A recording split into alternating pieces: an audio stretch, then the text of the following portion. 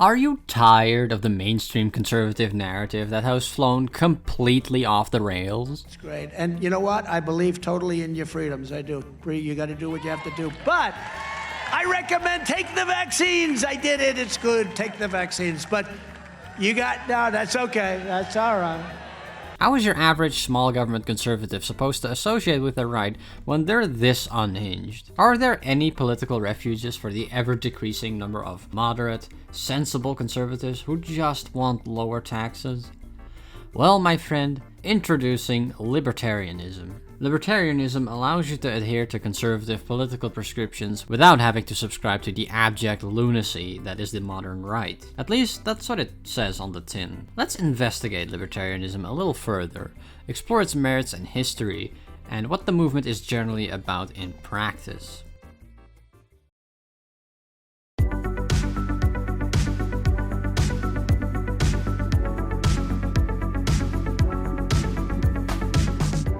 Now, first things first, when I say libertarianism, what I actually mean is right-wing libertarianism. And I'll use that more specific label for the remainder of this video, because it doesn't really make a lot of sense to group all libertarians together, since there are vast differences between them. The antithesis to right libertarianism is, naturally, left libertarianism. We'll talk about that later, though. Describing right libertarianism as small government conservatism gives you a pretty good idea of what right libertarians are generally about. According to the Cato Institute, a right-wing libertarian political organization, its core principles includes things like freedom of the individual, adherence to the free market, and limited government. Right libertarians are strong believers in the idea that government intervention should be limited as much as possible, and that individuals should sort themselves out amongst each other, and just let the free market do its thing. Any government regulation is seen as an imposition on freedom. Some even take this to mean that government should only exist to maintain a police force and military that only serves to protect private property rights. Speaking of property rights, they're talking here about owning what you produce, which sounds like socialist language. You know, owning the means of production and owning the fruits of your own labor are core socialist principles. Right libertarians are definitely no socialists, though. So why are they talking like this? Why are they using socialist language? That's a little weird.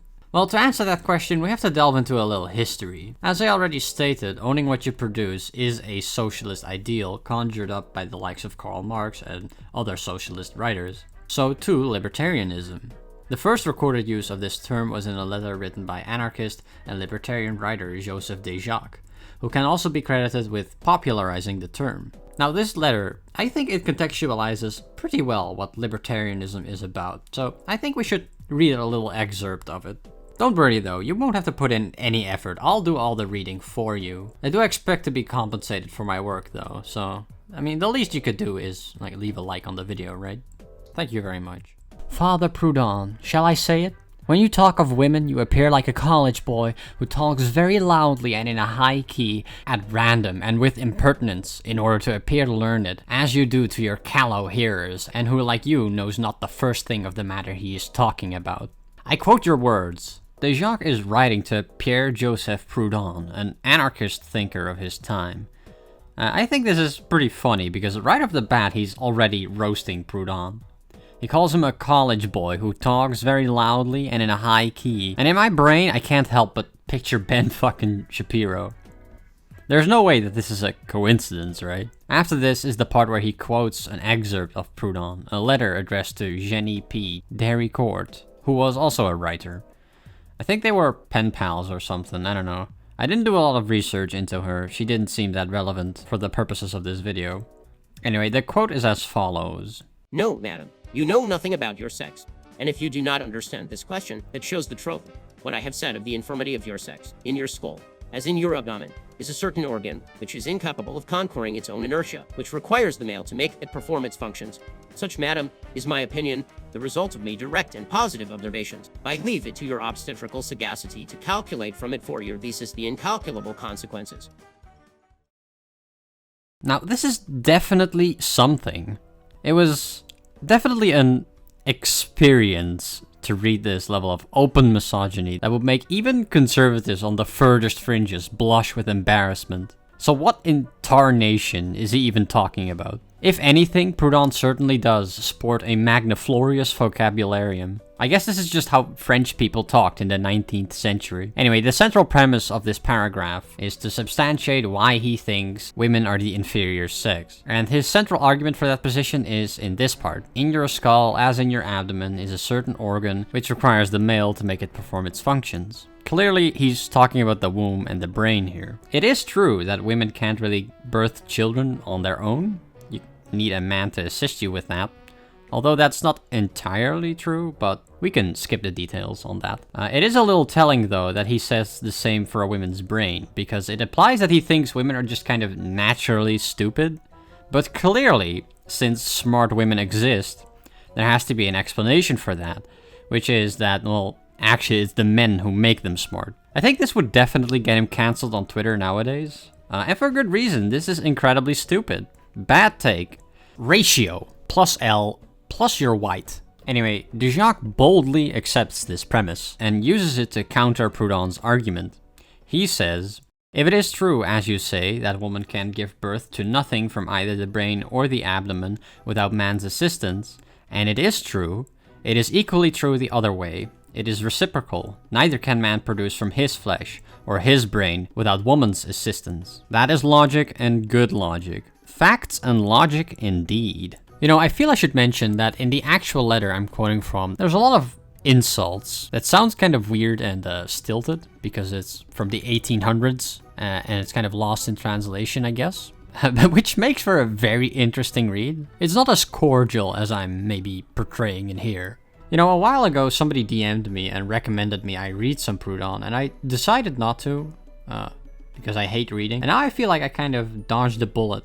He seems kind of problematic, you know?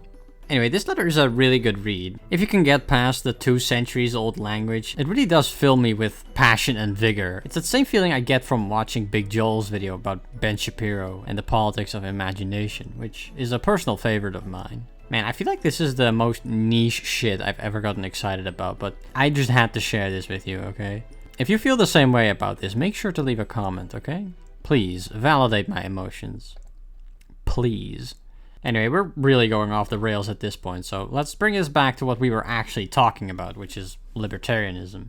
So the central point of this letter is to call Proudhon out for his hypocrisy, that he doesn't adhere to his professed ideals. You see, Proudhon is an anarchist. The anarchist, apparently. He's apparently the first person who described himself as an anarchist, and is one of the most influential theorists on anarchism. I don't know, seems pretty important. Okay, so since anarchism is generally about the rejection of authority, dismantling power structures, flattening the hierarchy, it does seem pretty inconsistent to reinforce a patriarchal worldview, even if we disregard this shit argument he makes. As Dujac puts it, listen, Master Proudhon, stop calling yourself an anarchist or be an anarchist clear through. Like, you can't just point to the power structures of capitalism and call them authoritarian, oppressive, exploitative, and then turn around to make this inherently supremacist argument. Women need men to perform their function?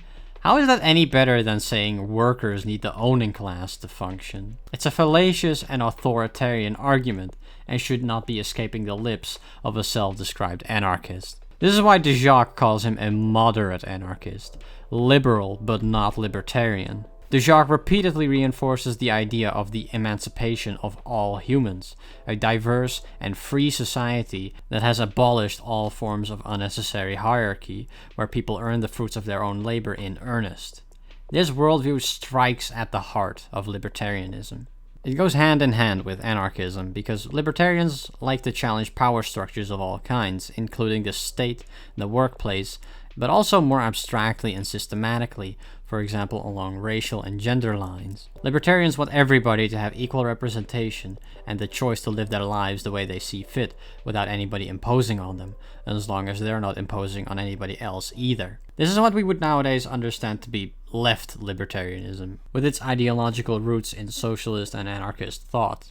Okay, so now that we have all this context, the obvious question becomes, How does this relate to right libertarianism? To be clear, right libertarianism, as characterized by small government conservatism and anti-imperialism, has been a thing for centuries. It's nothing new. It just didn't always carry the libertarian label. In Murray Rothbard's The Betrayal of the American Right, we can see this adoption of the libertarian label as it occurred in the 20th century. Wow, that sounds incredibly boring. Don't worry guys, I'll show you some funny passages. Okay, so obviously the perspective of this book is a lot biased because its author is an outspoken right libertarian, but I think there's some underlying honesty in how he feels about the history that's described here. I don't think I'm really doing it justice by calling the book biased. It would be more accurate to say that Rothbard is insane.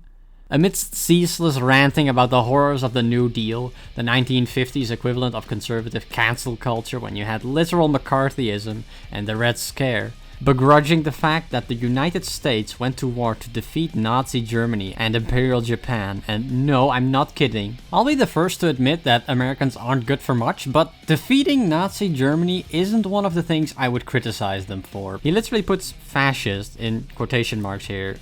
Like, are you denying that literal Nazis and Imperial Japan were fascists? What? Okay, so you'll call the New Deal fascist, but you draw the line at Nazi Germany? Amidst all that, Rothbard describes how libertarianism was appropriated by the right. He writes, "One gratifying aspect of our rise to some prominence is that, for the first time in my memory, we, our side, had captured a crucial word from the enemy. Other words, such as liberal, had been originally identified with laissez-faire libertarians, but had been captured by left-wing statists, forcing us in the 1940s to call ourselves rather feebly true or classical liberals." I think you still hear the classical liberal label thrown around these days. Libertarians, in contrast, had long been simply a polite word for left-wing anarchists, that is, for anti-private property anarchists, either of the communist or syndicalist variety. But now we had taken it over, and more properly from the view of etymology, since we were the proponents of individual liberty, and therefore the individual's right to his property. Rothbard pretty clearly acknowledges here that libertarianism has its roots in leftist thought, and it's completely unambiguous that this appropriating of the libertarian label is seen as setting straight some previous injustice. The left doesn't stand for freedom, that's us! It's this perceived injustice, born out of their support for laissez-faire, free market capitalism, that led them to appropriating the label in the first place. But is that a tenable viewpoint? Are right libertarians the true defenders of freedom, while the left is making a false claim to this principle? Well, the core principles of left and right libertarianism may look similar at a glance, freedom of the individual ostensibly being a cornerstone of both, but there is a major distinction between the two. Left libertarians challenge power in all contexts, which is not something right libertarians tend to do. They kind of just take the current power structure for granted, like it's a given. So what do I mean by that? Well, right libertarians don't challenge capital, they're capitalists. I mean, believe it or not, but capitalism is just as much a system of power as the state. Oftentimes, they link pretty closely together too, and it's a system of power you have no say in, even though it affects you on a daily basis. Everybody needs to buy food, and pay their rent, and support their favorite video essayists on the internet after all. It makes a lot of sense if you recontextualize the amount of money you make as the amount of influence you have over the system. Vote with your dollar, you'll hear people say. Because, you know, if you're meant to vote with your dollar, then people with lots and lots of dollars get lots and lots of votes. And as someone who loves democracy, that kind of rubs me the wrong way, you know? This is why right libertarians chafe so hard at the concept of democracy. A right libertarian would argue, with a straight face, that society should be left in the hands of the people with the most merit, i.e. the most money. To them, the number in your bank account is like a social credit score, I guess. And if you have the most social credit points, you get to freely exert your will over society. I mean, they made it in life, so surely they know what's best for us, right? To the right libertarian, in an ingrained bit of circular reasoning, money kind of justifies its own power by virtue of being money. Now, you may have noticed that this doesn't really sound like an argument a libertarian should make. It honestly doesn't sound much different than the medieval conception of the divine right to rule. Or, better yet, the social Darwinist idea that the strong should subjugate the weak. which is historically a really bad idea. You know, maybe there's a reason Rothbard refused to call the Nazis fascists, now that I think about it. Anyway, in effect, right libertarians support a deeply hierarchical, authoritarian worldview. It is a self-contradictory ideology. Even if we granted them that free market capitalism functions like a perfect meritocracy, which it can't, there would still be the issue of people having no power to speak out in favor of their own interests, instead being led by the ultra-wealthy who live in a completely separate reality from them. I don't think most people would consider such a system the pinnacle of freedom. Okay, let's take a step back here. I've said some pretty condemning things about right libertarians now, especially that they're not actually libertarian, but obviously they still say they support freedom in their truest sense. They're not evil, after all. Clearly there has to be some disagreement here as to what freedom even means in the first place. Most people say they support freedom after all, but we still end up with vastly different political perspectives. And while we can safely say that there are definitely people who lie about their freedom-loving principles, I don't think that really applies to right libertarians. In my view, right libertarians have a short-sighted view of what freedom means. You will constantly hear them talk about government regulation, as that is ultimately what limits freedom. To them, freedom is a sliding scale. If there's more regulations, there's less freedom, and vice versa. This conception leaves out a critical part of the discussion, which is the freedom to choose. Freedom is all about choice. And this is something that right libertarians actively reject. It's completely missing from their analysis. You can dismantle all government regulations and end up with a minarchist state, but you still have to deal with the fact that we live in a society and there are ways your freedoms are limited by that. Call it social regulations. For example, you'll often hear Christian conservatives appeal to their freedom to practice their religion when they want to justify denying gay people service at their business. Right libertarians would side with the Christian business owner in this instance, because implementing anti-discrimination laws would be interfering with the free market. The gay couple in this instance, then, is denied the freedom to choose for themselves. Ironically, this is how right libertarianism creates hierarchy and destroys individual freedom. Right libertarians will justify this by saying that businesses who arbitrarily refuse people's service will fail in favor of businesses who capitalize on the entire consumer base, which is untrue because such a move would be seen as a brave political statement and would garner the support of conservatives, but also sidesteps the issue of freedom in the first place. The reality here is that there are two competing interests at odds here, as is so often the case in this world. The left libertarian perspective on this issue is a lot more nuanced and comprehensive in my opinion. When we consider that there are competing interests, I think the discussion around freedom makes a lot more sense. Are you free to deny people service for whatever reason you want? Or are you free to shop at any business you want? But you also have to consider environmental factors. You've probably heard about the example of the non-binary individual stranded in a lawless desert.